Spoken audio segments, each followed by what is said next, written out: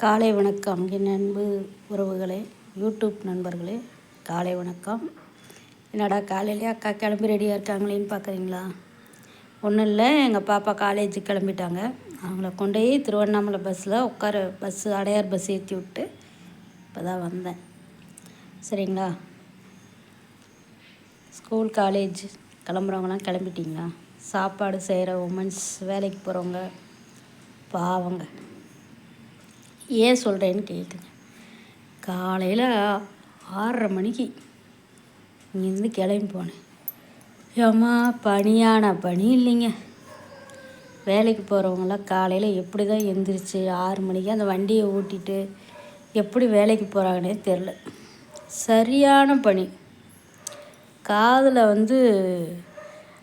குளிர் தெரியக்கூடாதுங்கிறக்காக இது சொட்டு பேர் என்னன்னு தெரில. பாருங்க, போட்டுட்டு தான் போனேன். அப்போயும் குளிர், செம குளிருங்க. குடும்பத்துக்காக உழைக்கிற அத்தனை பேர்த்துக்கும் நன்றி. ஏன் சொல்கிறேன்னா, இந்த பனியும் பார்க்காம வேலைக்கு போகிறவங்களுக்காக சொல்கிறேன். என்னங்க பண்ணுறது? வெயில், மழை, பனி, குளிர், காற்று எதையும் பொருட்படுத்திட்டு வீட்லேயே உட்காந்துருந்தா குடும்பம் நடத்த முடியாது இல்லையா? ஏன்னா இப்போ இருக்கிற காலகட்டத்தில் சத்தியமாக சாத்தியமே கிடையாது. அதான் உண்மை.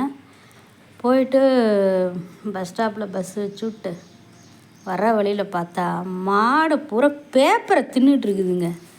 பஸ் ஸ்டாப்பில் ஒரு மாட்டை பார்த்தா அதுவும் பேப்பரை தின்னுட்டுருக்குது, பிளாஸ்டிக் பேப்பர். வர வழியில் பார்த்தாலும் பிளாஸ்டிக் பேப்பர் தின்னுட்டுருக்கு. பாதையில் மாட்டை விட்டுட்டு அவங்கவுங்க பாட்டுக்கு இருந்துக்கிறாங்க. அந்த மாடு எதையோ தின்னுட்டு வந்துடுது, அந்த இடத்துக்கே அது செட்டில் ஆகிக்குது. இருந்தாலும் கூட அந்த மாடு அந்த பாலை கறந்து நம்மெல்லாம் குடிக்கிறோம். பிளாஸ்டிக் பால் தான், கிட்டத்தட்ட அது பிளாஸ்டிக் பால் மாதிரி தான். மக்கள் குடிக்கிற பால் சுத்தமாக இருக்கணும். கிராமப்புறங்களெல்லாம் புல்லு தான் மேயுது மாடு. அடங்கி இருக்க மாடெல்லாம் பேப்பரை தின்னுட்டுருக்குதுங்க காலங்காத்தால். அது வயிற்று பசிக்கு என்ன பண்ணும் பாவம் இல்லையா?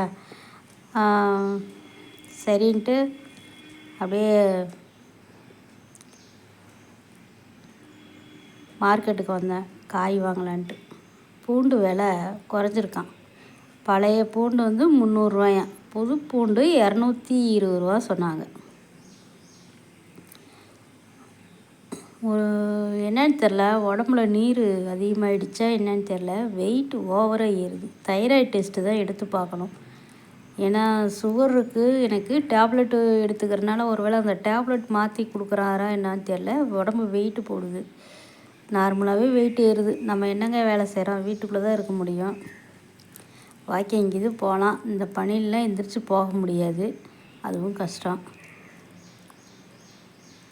அதனால் சொரக்காய் வாங்கினேன், 20 ரூபா சொரக்காய். அப்புறம் காலிஃப்ளவர் 30 ரூபா.